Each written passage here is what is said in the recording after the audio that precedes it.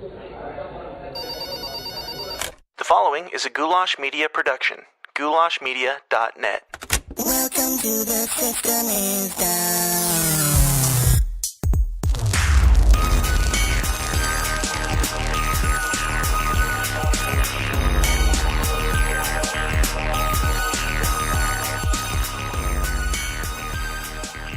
You guys remember back when you used to hate Monday mornings?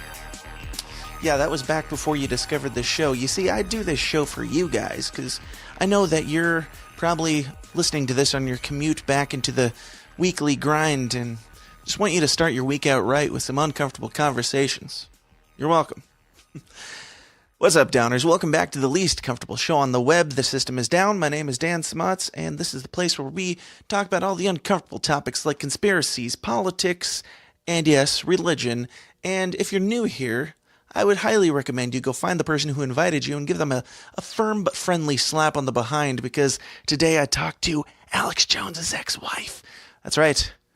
Today's episode is my discussion with the lovely and very sweet and kind Kelly Jones. And I say it like that because you might find it a little surprising that she's such a nice person, because she was married to Alex Jones. Can you even imagine what that's like? Anyway, Kelly is currently going through a insane custody battle, trying to get her kids back from a madman who is putting her through the ringer and making her life hell, from what it sounds. We talked about that, and we talked about what it's like to be married to Alex Jones. We also dug into the conspiracy stuff and the shill allegations and whether or not his products are snake oil, and I even brought up Bill Hicks, but all that stuff is in the second half of this conversation, which you can get access to by joining the Downers Club.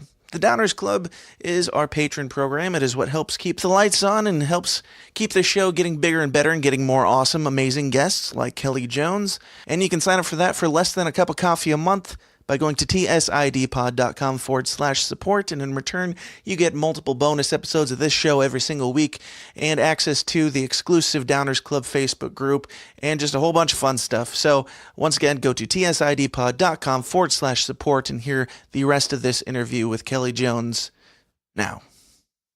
All right, let's get into it. This is my conversation with Kelly Jones. Let's get weird.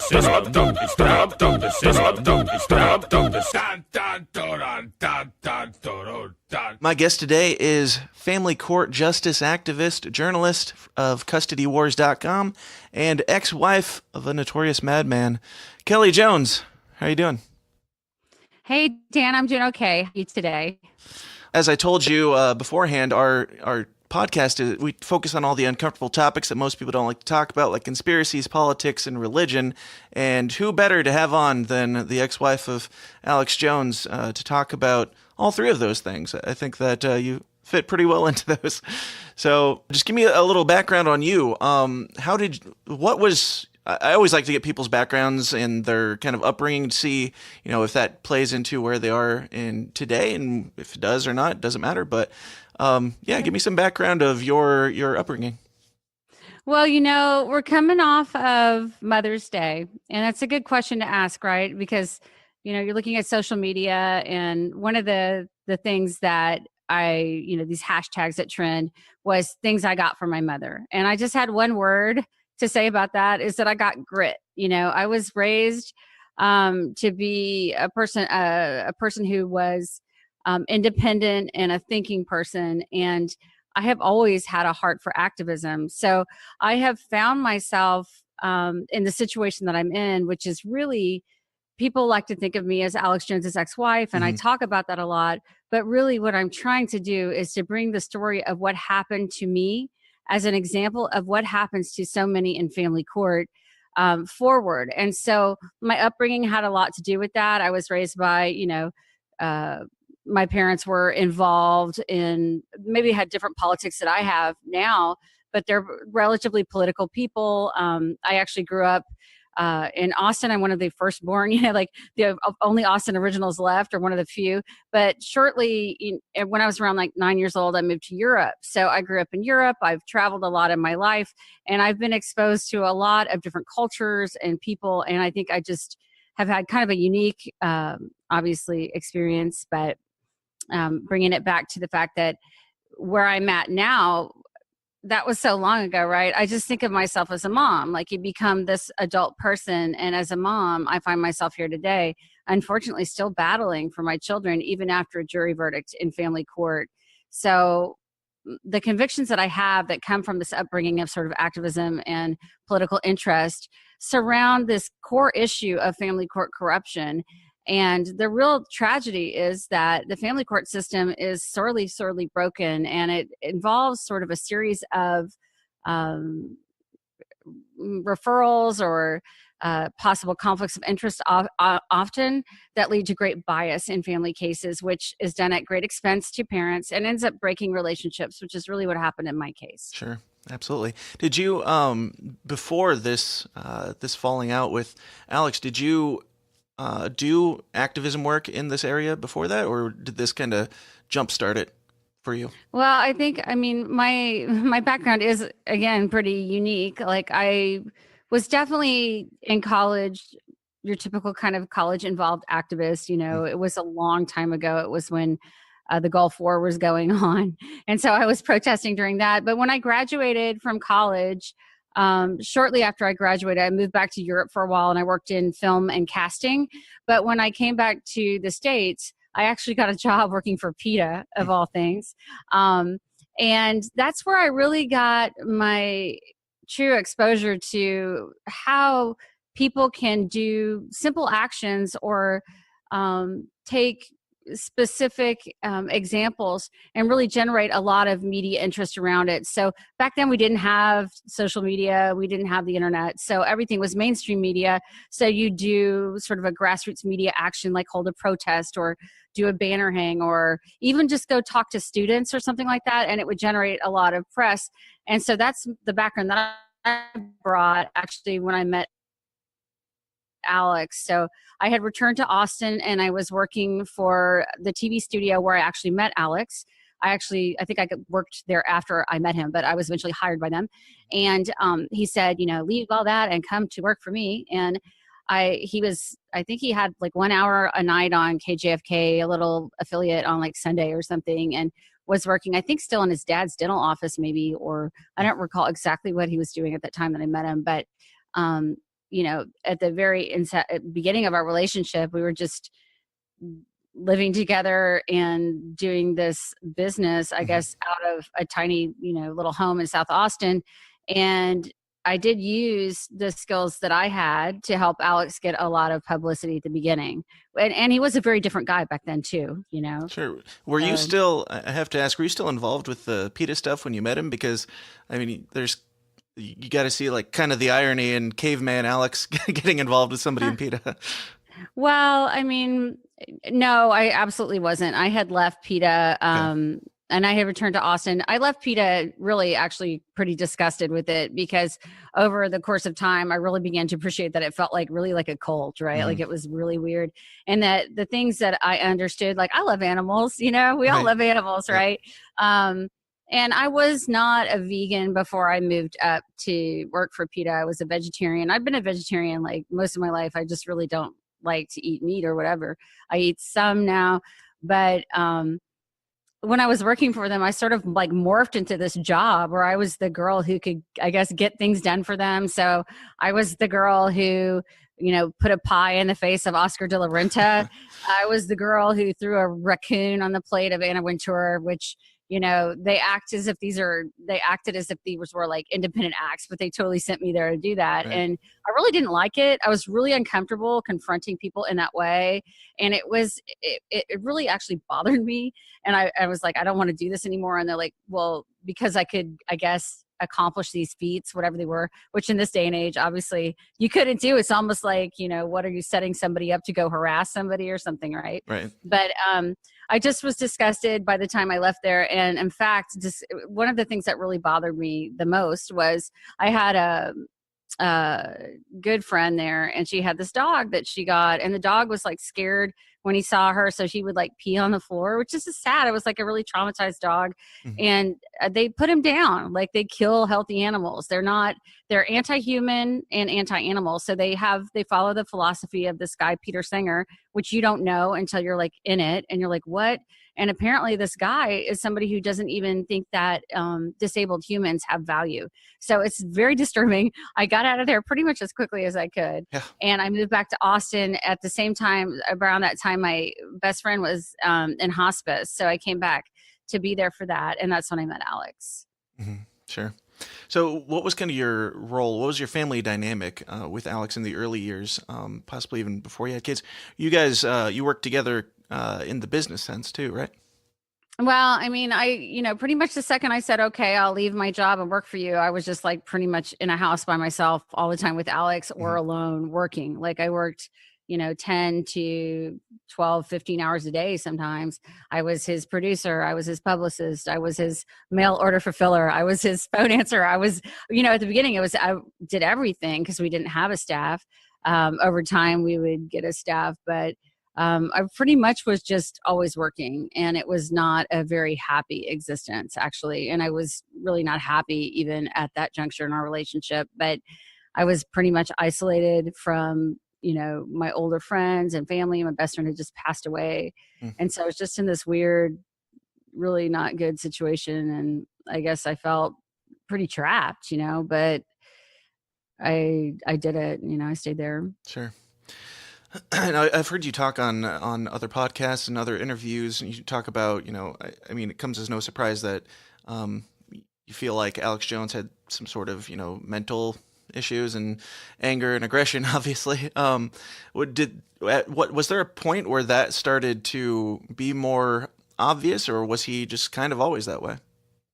Well, I want to be clear when I talk about Alex, and really the only reason why I've come forward publicly, Dan, and I think that some of this has gotten lost in translation, Sure. is because I'm convicted that the extreme example that my case is in family court, where you have a very obviously unhealthy, unwell person, which is a tragedy, right? That's not like me saying, oh, you suck, or you Hmm. know, hate you, or whatever.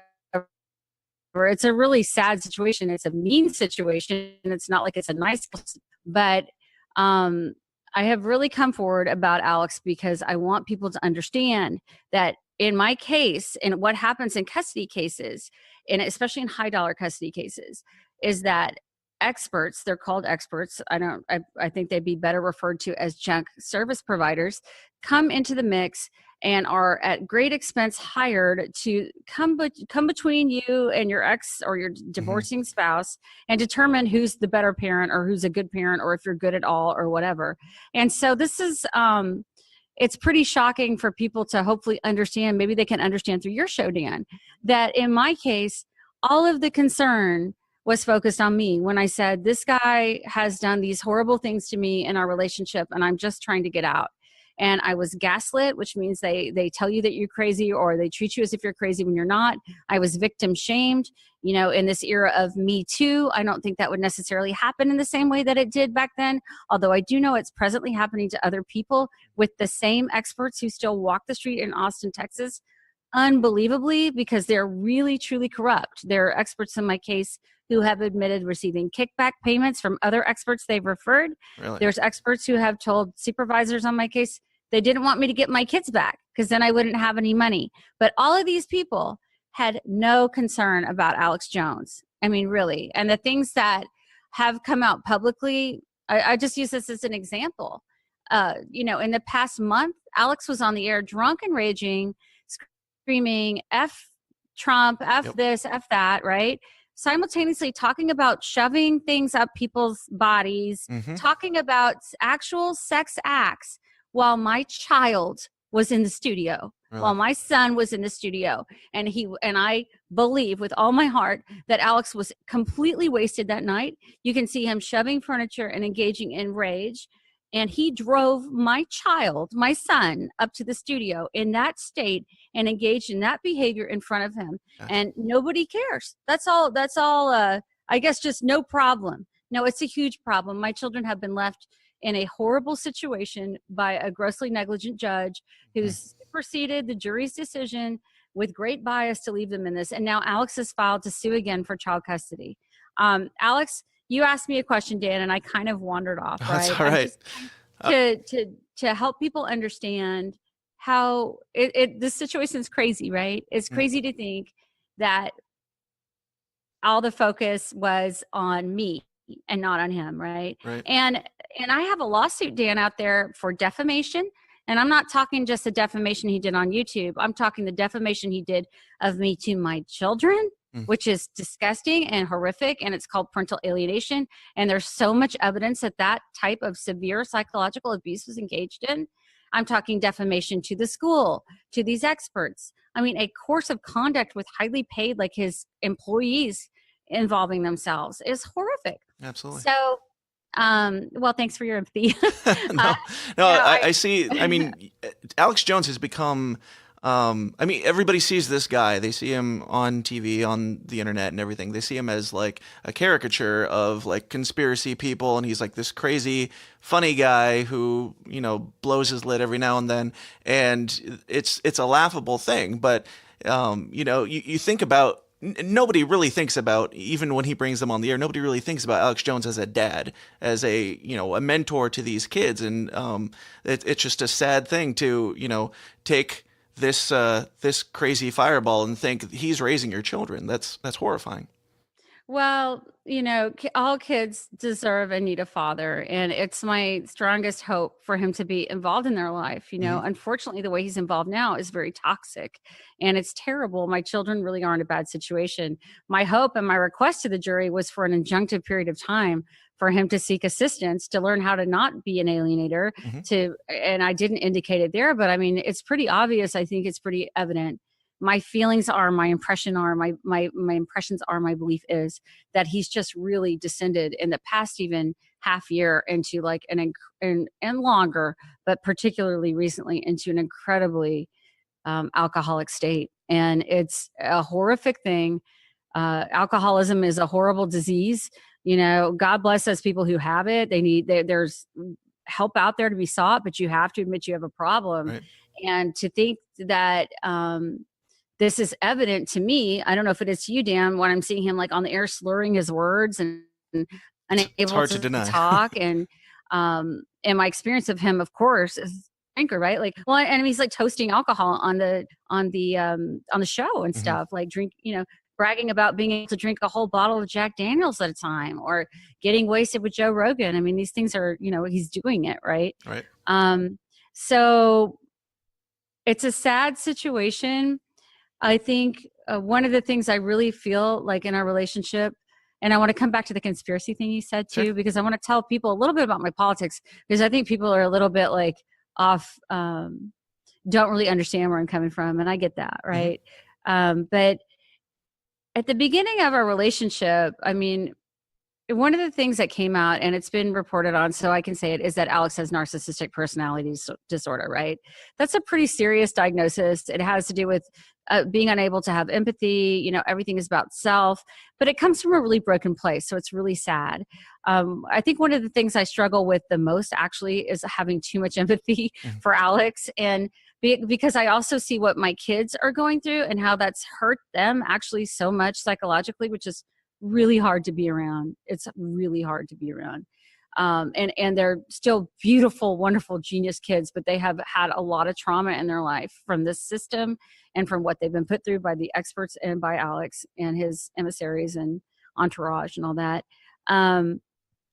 But at the beginning in a narcissistic relationship, it's all happy. I mean, he was really like almost worshipful of me, right? Like he was like, which I should, maybe that's not the best thing. Sure. If you see somebody being like too like into you, that's right. an issue. Like, but it was a tough time in my life. And then from the get-go, there were really red flags that I saw that I just kind of ignored. I'm like, whatever. And I was also a lot less, I guess I was in a way pretty immature, for the age I was when I met him. I was still just kind of living kind of fancy free. I'd always traveled a lot in my life and been kind of an adventurer, so, but pretty quickly over time, the signs warned, sort of morphed into real meanness. And and isolation and manipulation and cruelty. But he is a really good manipulator, right?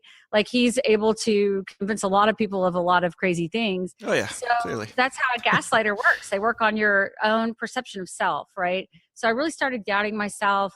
And then, fast forward a few years, I was always pregnant pretty much, or had a young baby on my hip.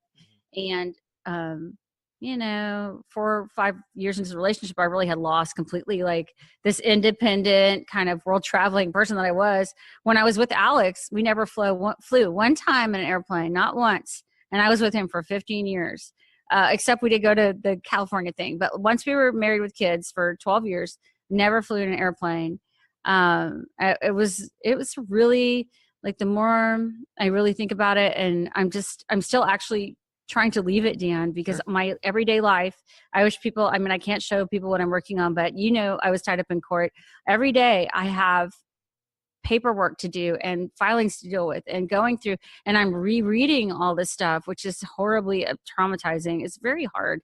But when I literally look back on it, it was really pretty obvious how terrible it was. I just got so isolated. And I think that's what happens in a domestically abusive or violent relationship, Yeah.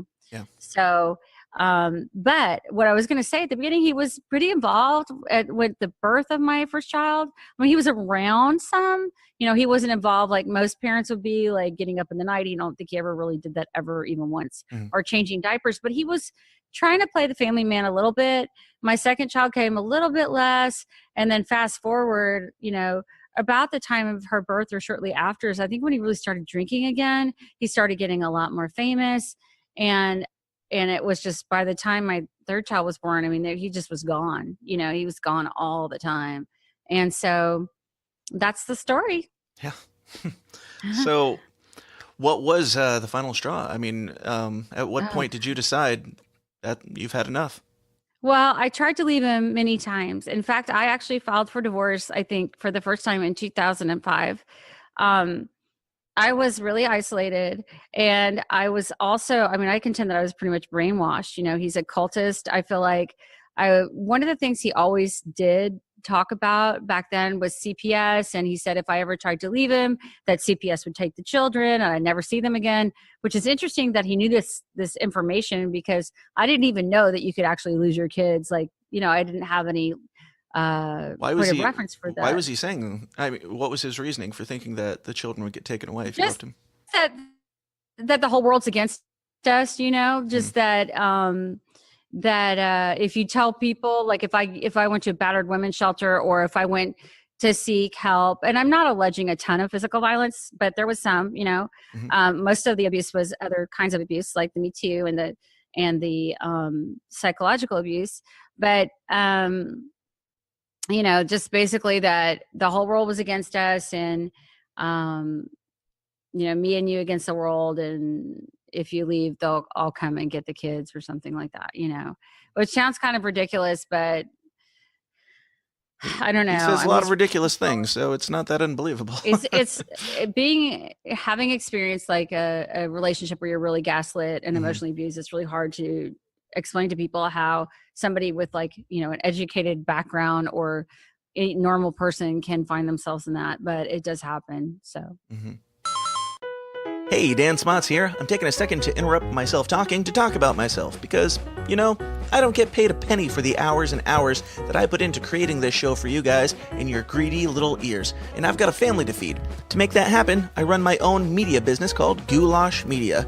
If you have a need in anything from video production to graphic design to audio production and beyond, you can get it all for a painfully fair price at Goulash Media. In video, I do weddings, music videos, commercials, pageants, plays, etc., etc., etc. For design, I do photo editing, album art, logos, branding, business cards, merchandise, you name it. For audio, I do engineering, production, editing, jingles, and, well, podcasts. So if you've got a media need of any kind, or if you'd just like to give a little something back and help keep my children fed, check out all the endless options at my website, goulashmedia.net. That's goulash, Goulash, media.net, where we cater to the little guy with the big vision. Okay. So, yeah, I'm sure a lot of people that aren't, hardcore Alex Jones listeners probably don't even know about this custody battle and the stuff that's going on with that. Can you give us kind of a quick rundown of what you've been put through with this? Oh my gosh. I don't know if there's a quick version of Give it. us the long one then. If Okay. you've told the story many times, I don't want to force you I don't to think go anybody's through it, ever but actually asked for the real story of okay. it. So I've told bits and pieces. And again, I want to bring it back to the real core issue, which is court corruption. I think a lot of people are interested in me because they want the dirt on Alex Jones. And then I get a lot of flack from people saying, oh, it's sour grapes. And how could she air their dirty laundry? I don't want to be doing this. Okay. But 4.5 years after I He's filed been for doing it the divorce, whole time too. I've seen him, well, going yeah, on and for all ranting this about it. time after the divorce, I am still fighting to get my kids back. And now I have no money. I have more money than a lot, but not the kind of money you need to litigate against Alex Right. Jones. I'm in a really different situation with that. But mostly I just want to I want a life. I'm still trying to leave Alex Jones, basically. Right. I'm still trying to get away from my abuser. And what has happened is that the family court and corrupt experts create a playground for bullies to control and abuse their ex-spouses or divorcing spouses. So when I filed for divorce finally in 2013, December, I'm pretty sure he was planning for the divorce to happen himself, because I'm pretty sure he already had his new wife, girlfriend then, right? The businesses were completely restructured without my knowledge or permission. And I was the primary owner or managing member, I guess is what it was called. So they formed secret businesses behind my back to supplement businesses. I had said, no, hey, I don't want to sell supplements. Like, why are we selling supplements? Right. We have tons of money. That's not what we do. And so Alex and his dad went behind my back with our own attorney and formed businesses that diverted millions and millions of dollars away from our estate. But by the time I filed for divorce, things had gotten so bad. Like, he was just actively harassing me, making fun of me with my children, like doing a lot of pre-alienation stuff, which is actually what happens a lot in domestically violent relationships. It was sort of the day, I remember the day when my son started emulating a lot of his behaviors. And I had said, oh, Alex is not around that much, because when he wasn't around, I mean, we were at school, we were at swim team, Right. we were at gymnastics, dance, hanging out with their friends, soccer team, whatever. Normal family life. Yeah, like a normal family life. So when he wasn't around, it was pretty relatively normal, kind of single mom kind of thing, I guess. I had some help sometimes, but when he started, it really amped up to where he was just, when he was around, it was so bad. And then I saw my son doing it, and I was like, okay, this lie that I'm culpable for, by the way, like responsible for, like, it's hard to look at yourself like that, but I'm responsible for staying in the relationship way too long. And I don't know how to come from this from the correct point of advocacy as a survivor of domestic violence and abuse, but it is really hard to leave. So I try to have empathy with myself, but I look back and I wish I had tried harder. And I hope that if anybody's watching this and you think you might be in a domestically violent or abusive relationship, or if somebody's trying to make you feel like your perceptions are not correct, or there's something wrong with you, you're crazy or unstable or something, and you're not, I mean, at your heart, like, search your heart, pray, meditate, whatever it is, and understand that you probably are in a domestically violent relationship, because tons of people are, both men and women, mostly women. And it's a horrific thing to be in. So I stayed in too long. When I saw my son emulating some of the behaviors, I said, that's it. This joke this lie you've been telling yourself, that your kids are not experiencing this, like you think, that it's all hidden, is a big lie. I saw that show, was it Little Lies, Sweet Little Lies, or it's a great show. It's got like Nicole Kidman in it, and it does a fantastic way of showing what it's like to be in a domestically violent relationship. Sure. That dynamic was a little bit different there, but she's thinking, oh, we're in this together kind of thing, and but the truth is that the kids are picking it up, and it's Right. a horror. So I finally filed in December 2013. You asked for the story. I filed collaboratively. I found I was terrified to just file. In fact, before that, I had written agreements with him, like, please move out, let's seek counseling. Like, I really tried to seek counseling with him. Like my foundation, the fundamental person of who I am is I'm a Christ follower. I try not to say Christian, although Christ follower sounds kind of culty or weird, Sure. but because Christians have a really bad name, and partially because of people get on the air and say hate and horrible things and then use God's name to perpetuate that information. Sure. So I follow Jesus and his teachings, and really wanted to keep our family together. And so I sought counseling. Prior to filing, I actually allowed myself to go to church because he would never let me go to church. He said, "Oh, let's do a home Bible study all the time." Really, was really good at isolating. And I think he's really doing that right now with my kids in their other home. Did he have reasons for not wanting to go to a local church? Well, he didn't want me to do anything. I mean, he didn't want me to wear my hair down. He didn't want me to wear contact lenses. I mean, he didn't want me to, I'm a tap dancer. I started dancing. He didn't want me to dance. He didn't want me to, literally he didn't want me to do anything really. Oh. In fact, I was so isolated, Dan, by the time that, that I was going into town for court and stuff. I was like, oh, Austin's really gotten to be big city. I mean, I was just really out, I was doing my mom circuit, swimming pool, we went downtown, but not, I wasn't in the life, I was isolated away. Right. So I tried to seek counseling. I went to church, and actually that's where I first spoke to my church. And I said, what do I do? I'm in this relationship and it's terrible. And I followed their advice, which was to divorce him. And I've actually been in a lot of contact with the church, and I've had some good prayer support. But I said, man, don't tell anybody that anymore in this town until we get the family court situation cleaned up.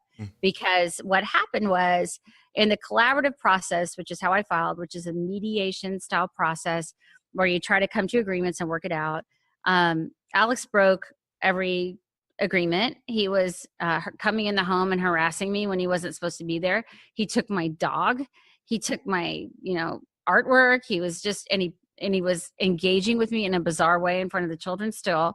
And there was a culminating incident that I won't talk about here that resulted in me saying, listen, if you can't follow these agree that you're going to follow these basic rules, I'm going to have to go to litigation. Right.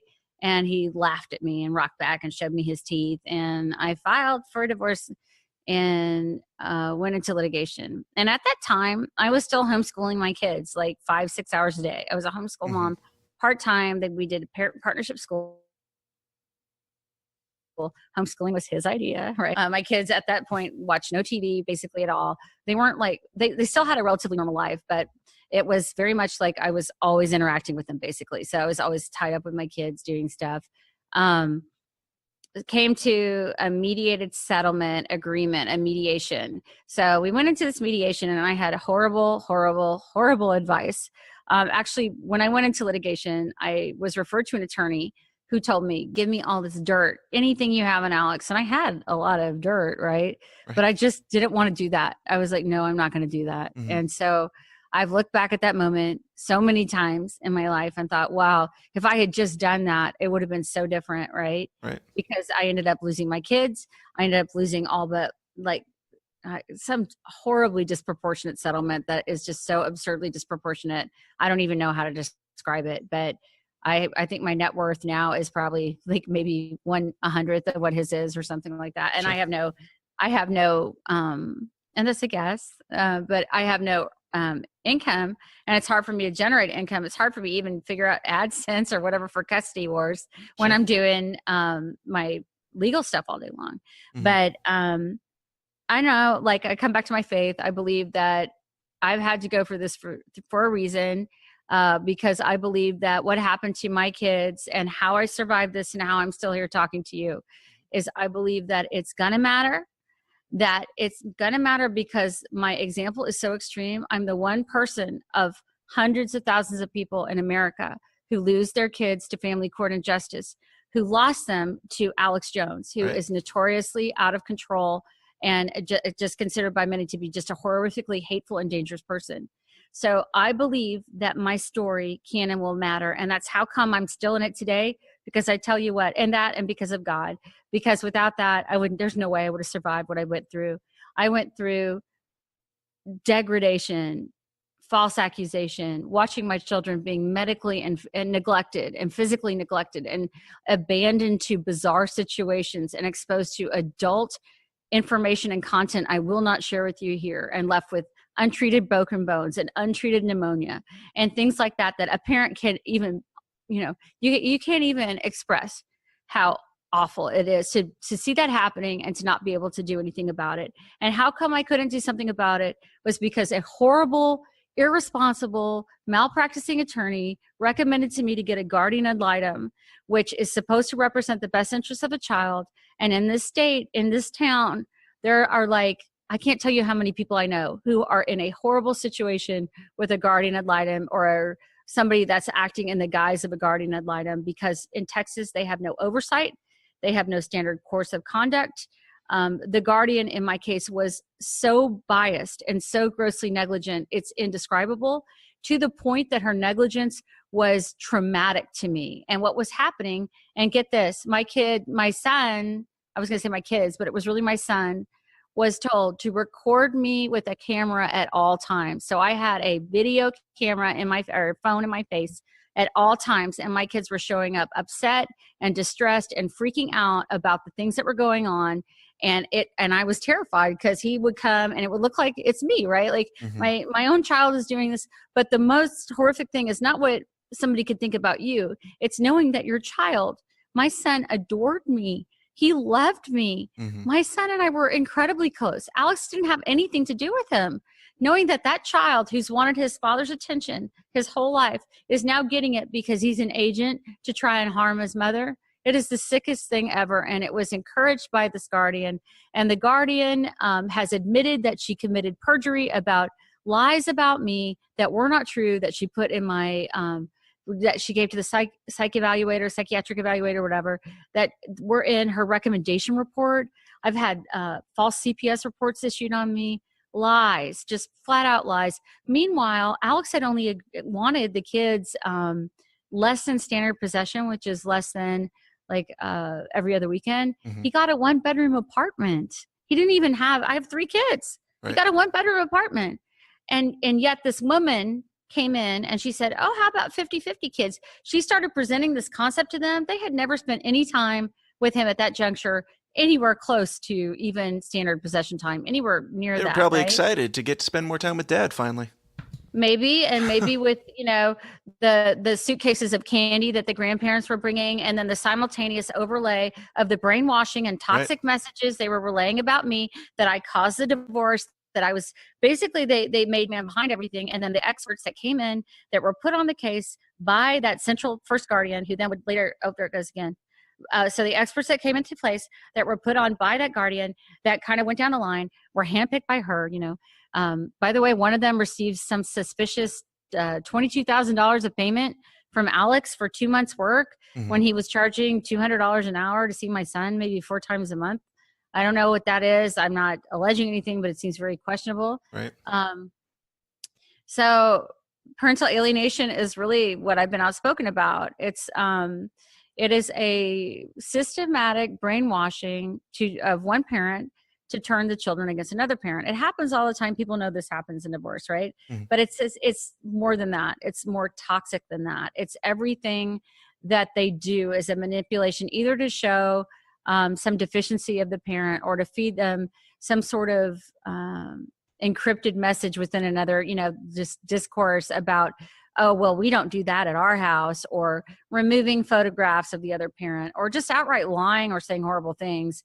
I mean, I had my daughter at the time, 6 years old, come up to me, I think she was 6, and say, Mama, Daddy says you threw a book at me, but you didn't.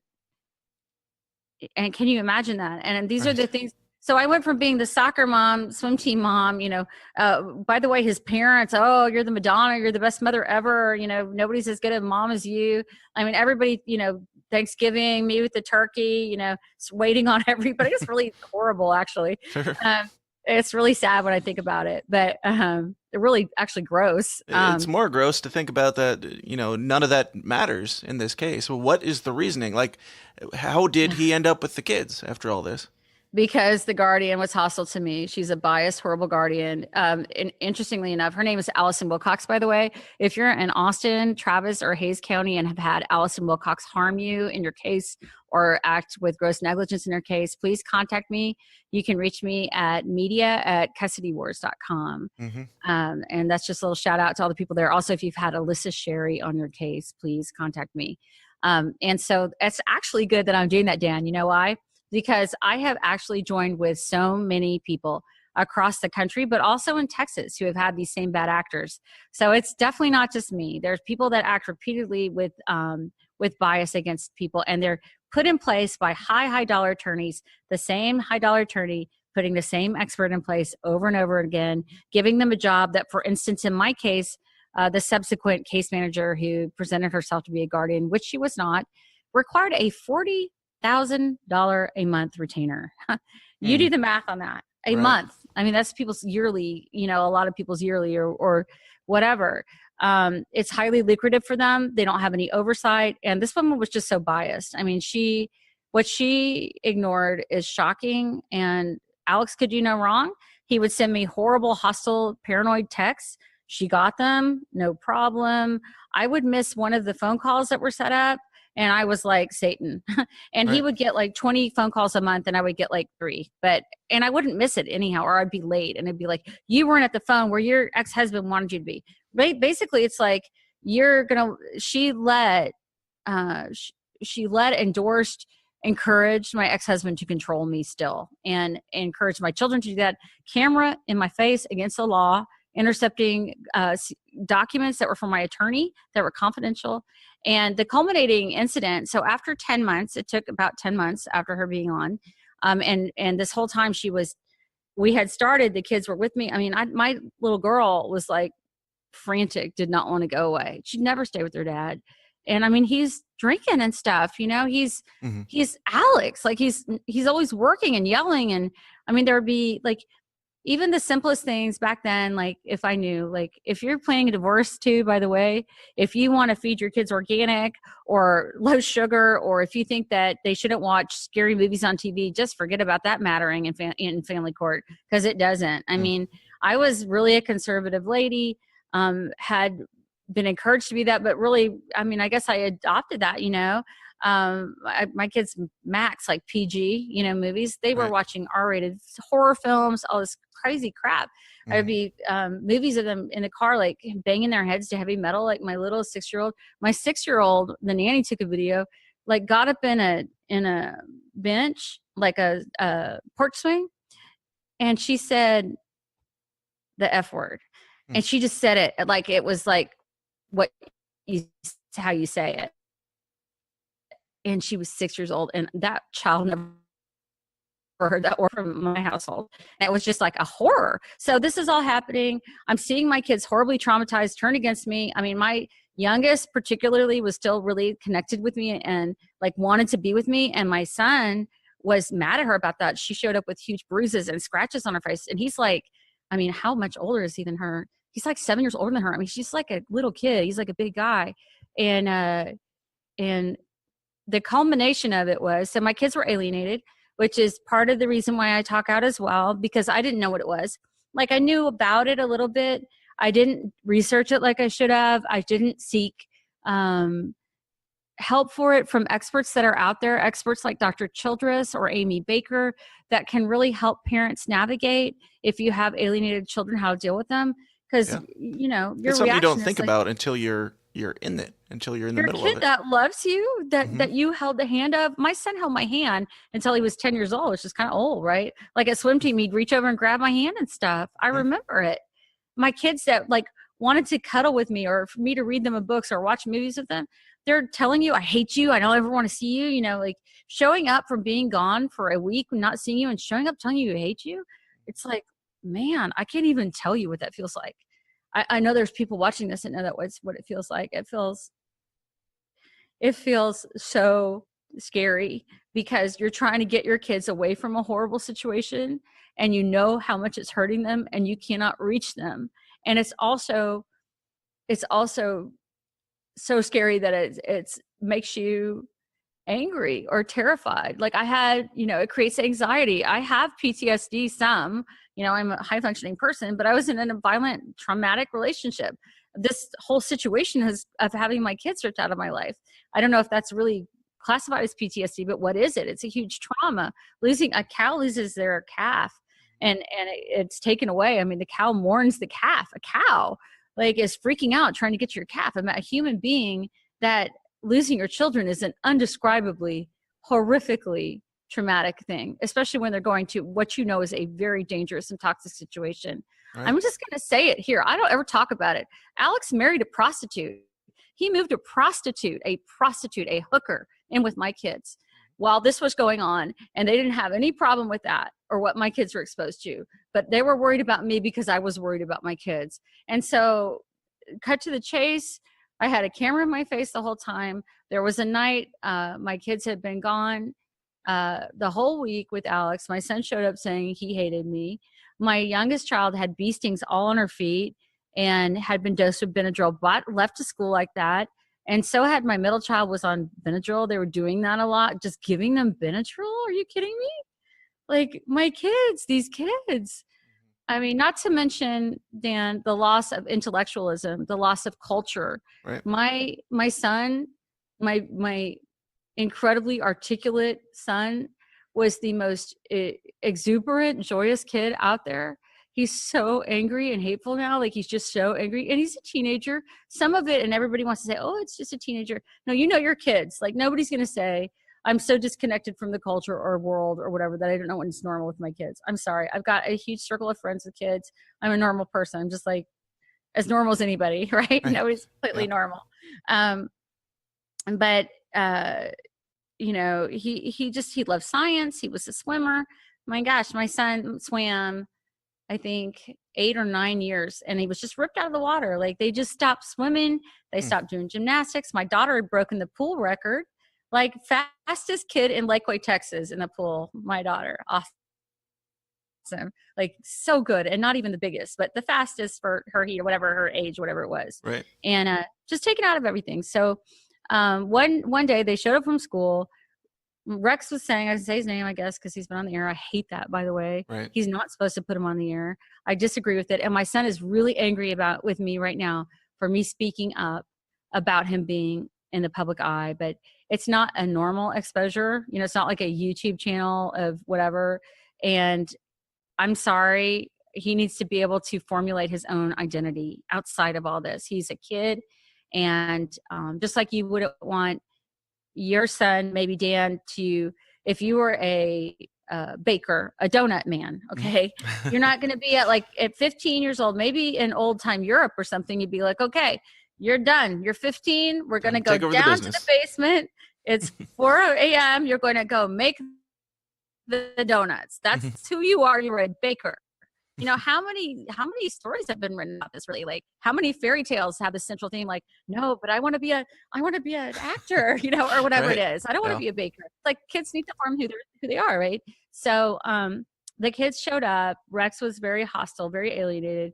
My youngest had bee stings on her feet because she was staying a lot with the grandparents in a 1-bedroom pool house, 1 bed. So that's 3 kids, 2 adults.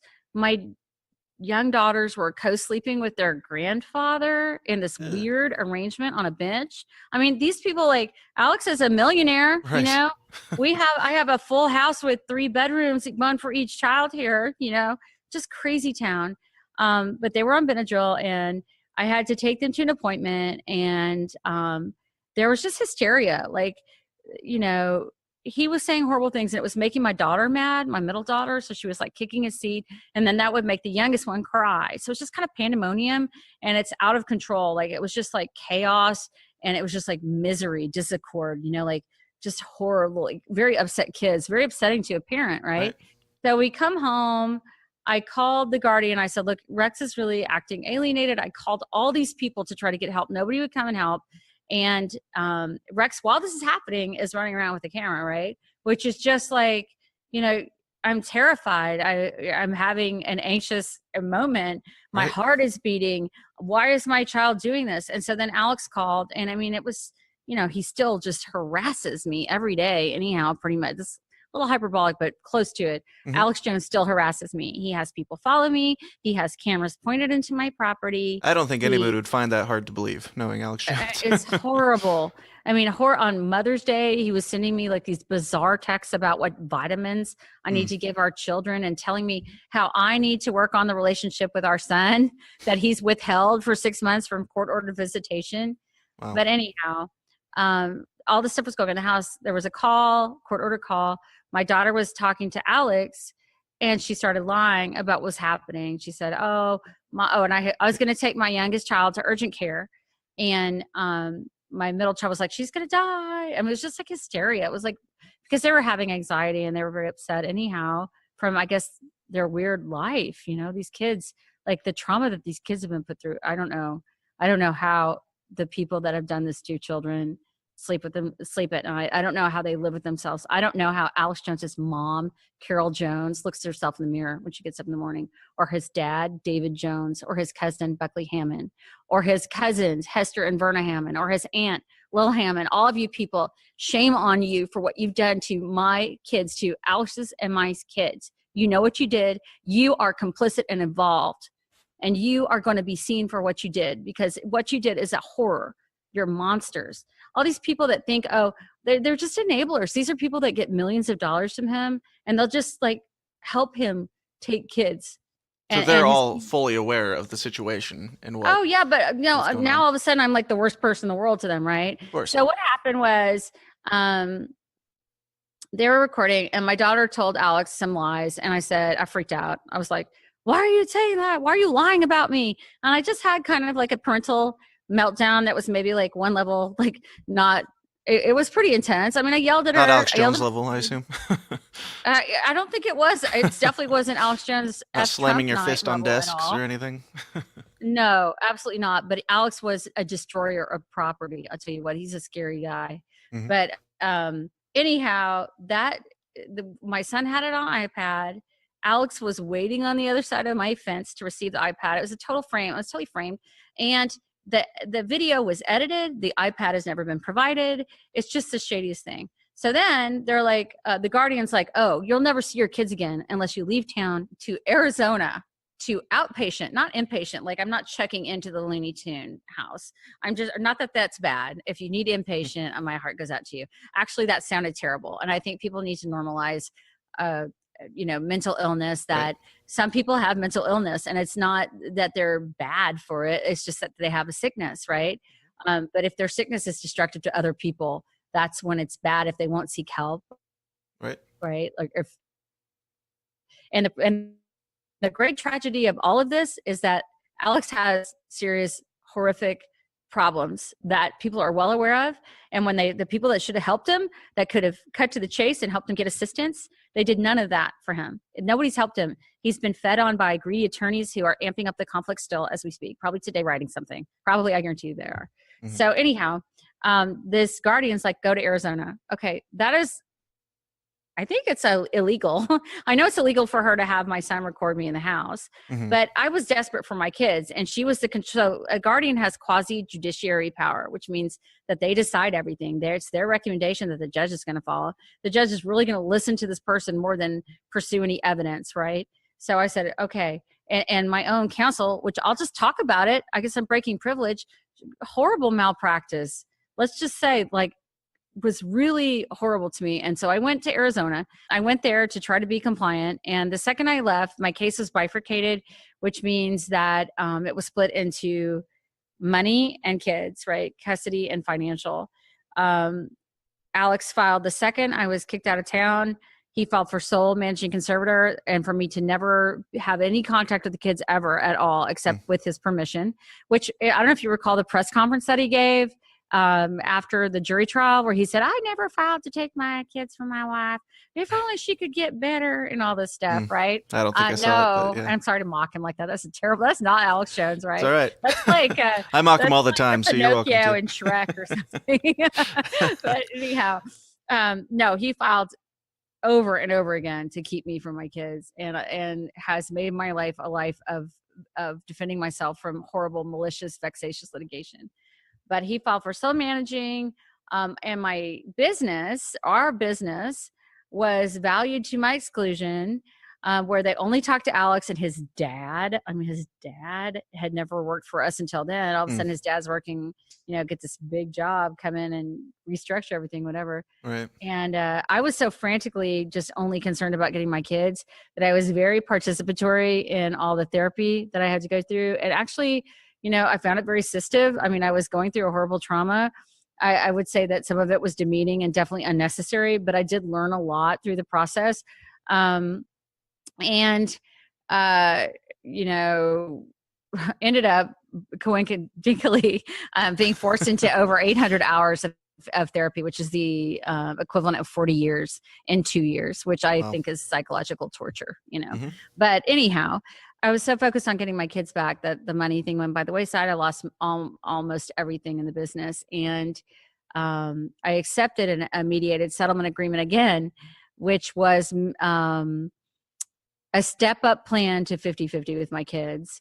I accepted it under duress. I told the judge that I thought that he was a good judge, which in hindsight, what I know now, I don't know about some of his decisions. I know that he did allow that MSA to be entered when I said clearly that I was only accepting it because I was so worried about the power of the guardian who had ignored broken bones, incidents of exposure that I'm not going to talk about here.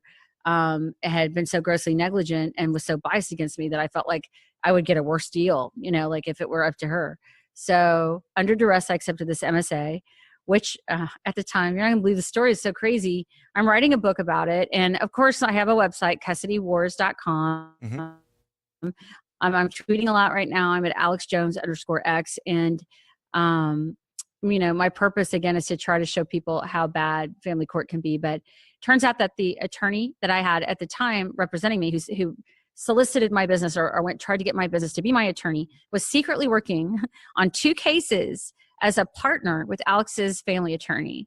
I mean, that is just so unbelievably corrupt. It's not even funny. So he told me, accept this thing, put this woman on your case. Her name is Alyssa Sherry. She is like one of the most notorious bad actors in Austin. She's had at least 5 complaints at the Texas State Board of Examiners and Psychologists. And there's a lot of really interesting tweets going on right now about Alyssa Sherry, who's now posing in wet t-shirt type poses. I mean, she's a family forensic psychologist and bragging about buying a Tesla and all of this stuff. I tweeted to her, I said, how many children's tears does a red Tesla cost? Ooh. How much grief does it cost? But I accepted this MSA. Yes. Oh, the question. Yeah, it's horrible. So she came on and, the MSA I accepted was written into a divorce decree that I never saw or signed, and I didn't know about it until it was past the time for me to appeal it. So all of a sudden I had this decree that I didn't know existed. I couldn't go back to the court and say, this isn't what I agreed to. And the terms it's like the most convoluted thing in the world. Like, people who have seen my divorce decree who are attorneys are like, they've never seen anything like it. It's like a novel. It's crazy. But there was a step-up plan to 50-50 with this case manager at the home, but no benchmarks. There were no like, do this and you get your kids this much more, do that and you get your kids this much more. No, there was none of that. In fact, it was totally up to her perception. And her only power when she came on, according to the decree, was to move me up or down through the steps and to schedule the kids and stuff like this. Instead, she presented herself to be a guardian, and she came in and did horrific things, including I had my youngest sooner, like on overnight, some of my other ones. She took them away because she said that the older ones felt like she was my favorite or something. I mean, it's clear that I didn't set up the 2 tracks. And I feel like that was one of these alienating things that the therapists were actually feeding to my kids. I mean, the therapists clearly told my kids things that were alienating, including to record me, which is just like the most alienating thing. What does that tell a child to say you've got to record your mom at all times, right? And by the way, I mean, this is Mr. Big Brother Alex Jones, like endorsing all of this crazy behavior. But another thing that the therapist told my kids, there was a previous group with Allison Wilcox, and then another group came in. I mean, hundreds of thousands of dollars, these people. They told, they wanted the old therapists were going to stay on with the new guardian lady. It's so boring to talk about. It was so complicated. But they wanted me to sign a release, which they already had a release for me to talk to each other, or whatever. Well, they wanted me to sign a new release that they then wrote that had Allison Wilcox back on it. And I was like, there's no way I'm going to sign that. There's no way I would have ever taken the MSA in the first place if I had ever thought. And Alyssa Sherry told me she'd never talked to Allison Wilcox, but in fact she did over and over again. And Wilcox was feeding her toxic information. So this confirmation bias went over here, although Alyssa Sherry is a liar for hire and would have probably been biased against me no matter what. And so when I was saying is that she said that my youngest child felt like, or my older two felt it was favoritism. So she took away my overnights with my 6-year-old, like really, or maybe she was barely 7 then, I guess. And my kid's like, what's going on? I want to be with my mom, and I'm going, well, I don't know, and so I was compliant with everything she did. And what I did is I had a new attorney and he said, keep your child overnight according to the court order. It was my court order time. She didn't have authority to change my time. I didn't have to follow her recommendations. And I said, well, I don't know about that because they're going to say I'm kidnapping her. It's horrible or something. But I mean, I had it in the order, like the legal order. And he said, no, just do it. And I said, well, I want to tell them I'm doing it. And he said, no, don't communicate. It's your time. And so I kept my daughter overnight according to my court order time. And during the time I was communicating even to my attorney then, I want to say something to them because they're freaking out, right? Because I wasn't like returning her. And he said, do nothing. Well, that was my big strike, right? But the thing is that Alyssa Sherry saw the emails and texts that said, I don't want to do this, right? So instead of being like, oh, they're like, oh, you're crazy because you followed your attorney's advice. It's like, it was my court ordered time. So basically I could do no right with her. That was my first strike. Other strikes with Alyssa Sherry. I mean, this is how I literally lost my kids. And I want to tell you about how she controlled my life and ruined and like the gauntlet I had to run to see my kids, which is I have spent hundreds of hours on supervised visitation, people following me and my kids around with a clipboard, everything I say, everything I do. There are supervisors that quit from my case because they were so uncomfortable. They saw what was going on and they said, I can't be a part of this. She said something like, you need to get more bad notes on Kelly. You're not writing enough bad things. There was a therapeutic team incepted that consisted of the case manager, multiple supervisors, like 3 supervisors, a supervisor business owner, the individual therapist she put on me, my children's therapist, so 2 more. It was like 8 people meeting to talk about me. Did they talk about Alex Jones at all? No. It was just like, what could she possibly be doing that's wrong? And they met over and over again and they had meetings. They've destroyed their notes. They've destroyed their recordings of the meetings. Remember Allison Wilcox over here, she's destroyed all her records, which is a complete violation of her licensure. But the other strikes I have against me, and I mean, I see your flag there in the background. I was at an arbitration that followed that event of me keeping my child. And there was something that happened during the arbitration. So the judge, this is actually official oppression. I believe it's a crime. His name is Judge Warney. And I believe that the government should investigate this, or, I believe that the FBI should look into this. I mean, he should be held accountable for a criminal act because he said, okay, I can't rule on your case the way that this arbitration is set up in the decree. Remember the decree I didn't see. I would never have agreed to Judge Warney being my arbitrator, right? So he said, but I just need a little bit more power. Just give me a little bit more power and I will rule. And I was like, no. I was like, no, I'm not going to give Judge Warney, who took my entire business, my life away from me, my kids. Why would I want to give Judge Warney more power? That would be really foolish, right?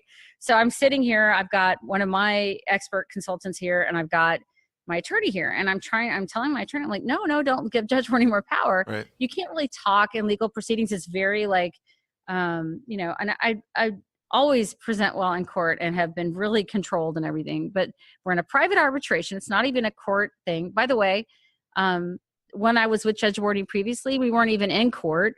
I didn't even know about other family court things because we had our meetings in the W Hotel and fancy expensive conference rooms and in 100 Congress in private expensive rooms with like tea service and stuff. Crazy. So I'm telling my attorney no, And then he agrees. He starts to agree. And the judge starts to rule. And I said, hold on. I'm like, I'm sitting right here and I'm upset. Horrible things have been said by Alyssa Sherry. It's a horrible moment. Alex has said terrible things about me. And he's laughing at me, by the way. Alex like looks at me, laughs at me, mocks me, does the most inappropriate, the most Alex Jones typical stuff that we would all expect. It's contempt of court, and he's Right. never been once called on it. I mean, Right. he's like literally at the jury trial. He's like getting up out of his chair, huffing and puffing. I mean, Really? he accosted a paralegal in the elevator. Really? Just crazy stuff. But anyhow, I say, wait a second, I'm here. No. And Alex's little Poindexter attorney, who's unethical as all get out, Randy Wilhite, stands up because he goes, well, it's a Rule 11 agreement and your attorney started to agree. I said, that's ridiculous. And I went on like, I don't think it's an Alex Jones tirade. I think it's an American sovereign tirade where I said, I have due process rights. This is unconstitutional. This is a big money scam. I did not agree to this arbitration. And I just kind of went off. And it was like me engaging in pointing out that my whole constitutional rights have been violated. And that event was edited out of context, given to the therapeutic team by Alyssa Sherry. So I lost my kids for that event, which, by the way, the judge then took my child away. And the keeping of my youngest child with court order. And then the third event, the big evil event, was that I had my middle child on visitation, and she was looking. I had like a happy thank you card with a dog with a birthday hat on it on my counter, and she's like, oh, Mama, let me see it. Now remember that the supervisor had quit because she wouldn't want to be involved with it. There was another supervisor who was still available, but she was no longer being called. Alyssa Sherry handpicked an unlicensed intern who didn't even have the qualifications or the legal right to be supervising a therapeutic role, whatever, at my home. Handpicked her for the supervision team, which is a separate entity, supposedly, right? It doesn't seem like it is. If the case manager is picking for this other team, right, to supervise me, this person comes over. My daughter's looking at the card, and she said, "Let me see that first. Let me take a picture." And my daughter was like, "Why?"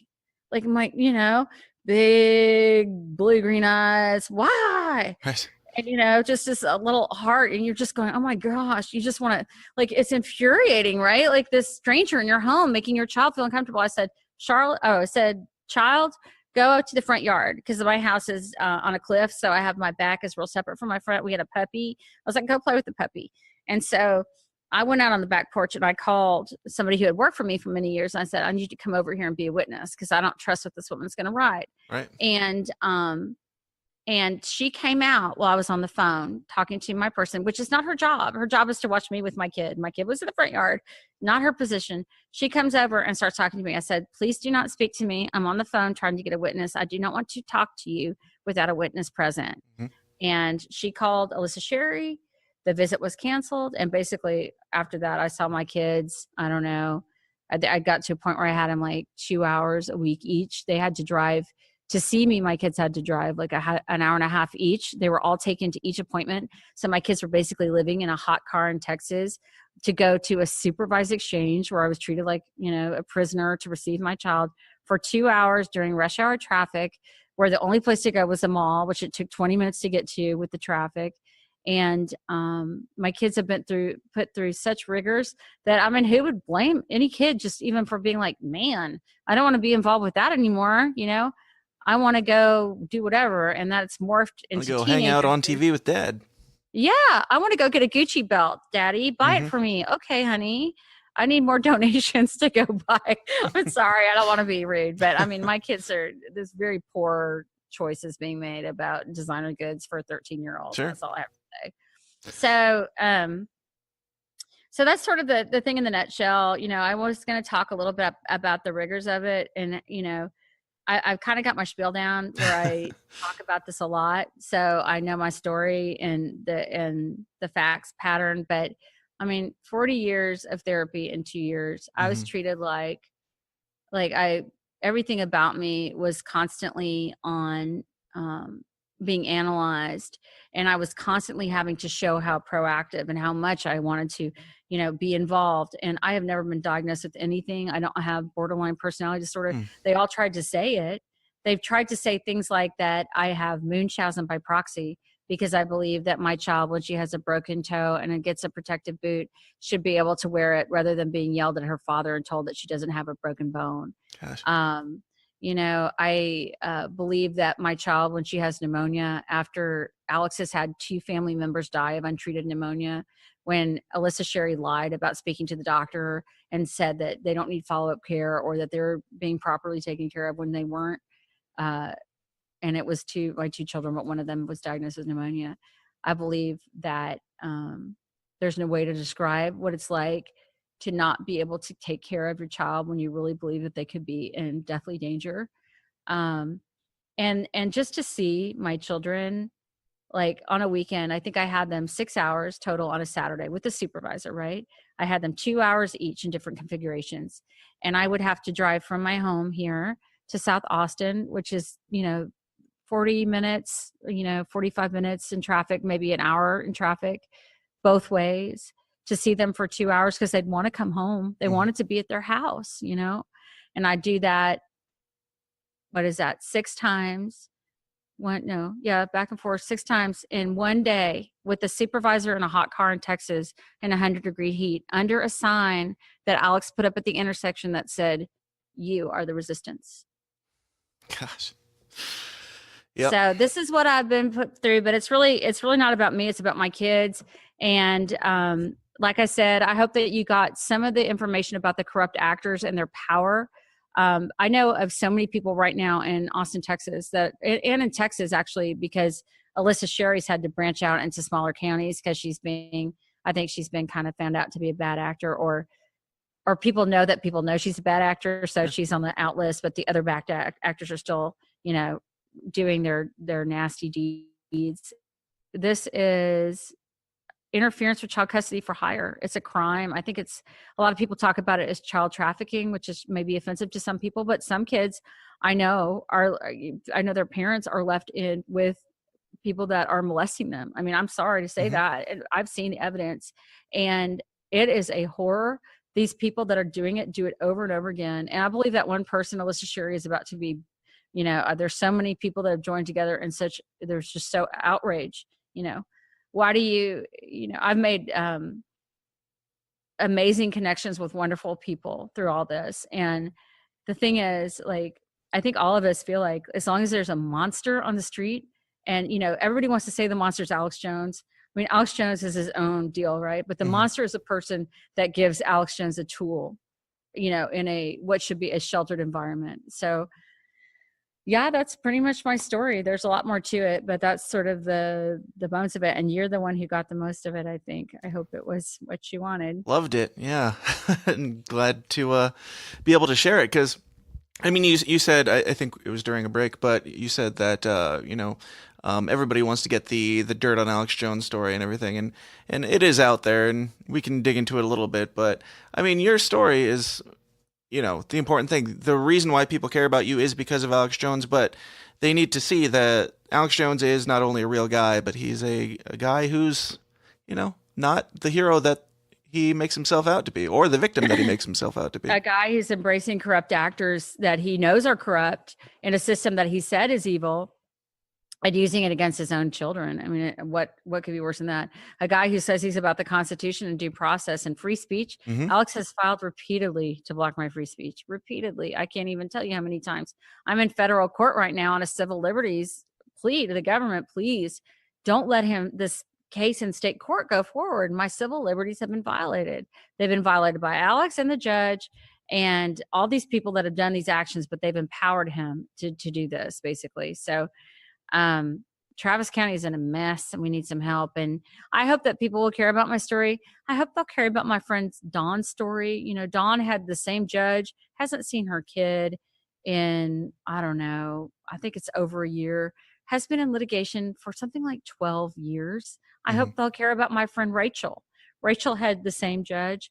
Her child has been presumably adopted and is a missing person. Rachel has got nothing wrong with her. She was thrown in jail by that judge. I hope they'll listen to these people that call me that I can't talk about that are in court now and have to come up against the lies of Alyssa Sherry, who presents herself as a UT professor and some esteemed forensic psychologist with her huge, long Santa's list of all of her appointments and things, when she is a monster for hire. I hope that people will care about family court corruption, because it isn't just about me and them and ours and us. It's about y'all and yours. And family court is going to probably touch your life in some way. Hopefully, not in the way it's touched ours, but there's a lot of serious problems in family court across the country. And particularly, I can speak on a personal level in Travis County, Texas. Absolutely. And I don't want to keep you here too long, because you've been more than gracious with your time.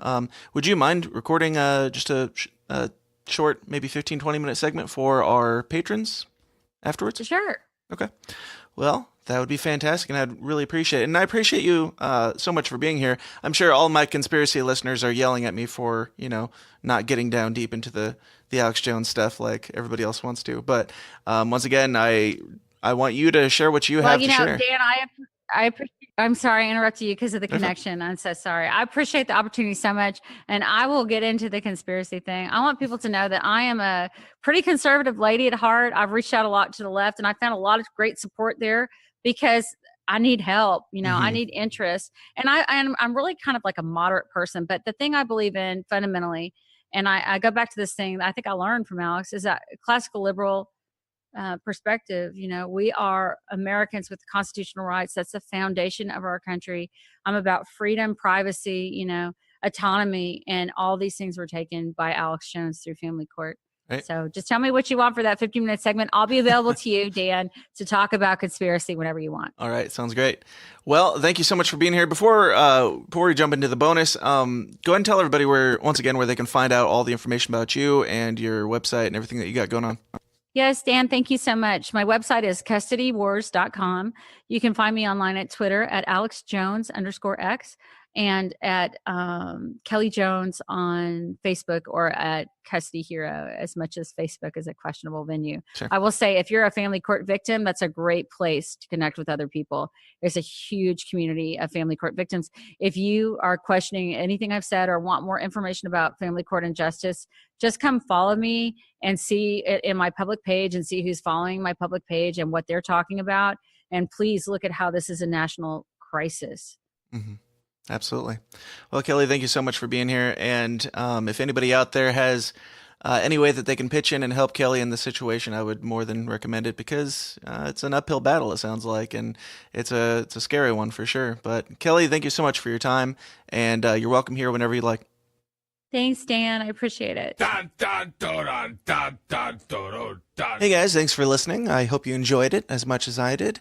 And as I mentioned at the beginning of this episode, if you're not a member of the Downers Club, then you're missing out, because that's where we talked about all the crazy conspiracy stuff. I asked her about Alex Jones's products, whether or not his supplements are real, whether or not Alex Jones is controlled opposition, whether or not Alex Jones is a racist, and I've heard a few other people ask similar questions to those, but I've never, ever heard in any of the interviews somebody ask her about whether or not Alex Jones is in fact Bill Hicks.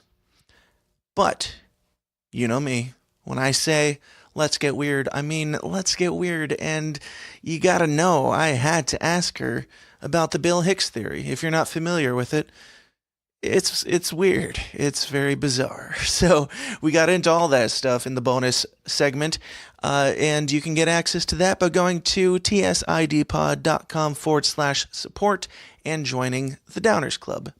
And again, the Downers Club is how we keep this show going.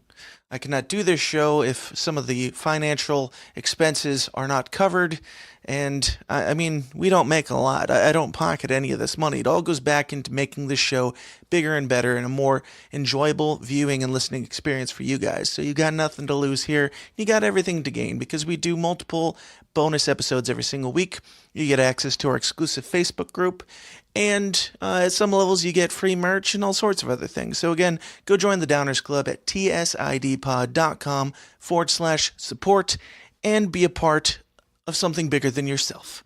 And I would like to give a shout out to our latest member to join the Downers Club, Rachel Roberts. Thank you so much for your support. I greatly appreciate it. And to the rest of you, Be like Rachel. And of course, if you'd like to join the conversations for absolutely free, you can go join our forum at tsidpod.com/forum. That's where we talk about all these weird topics, conspiracies, politics, religion, and much, much more.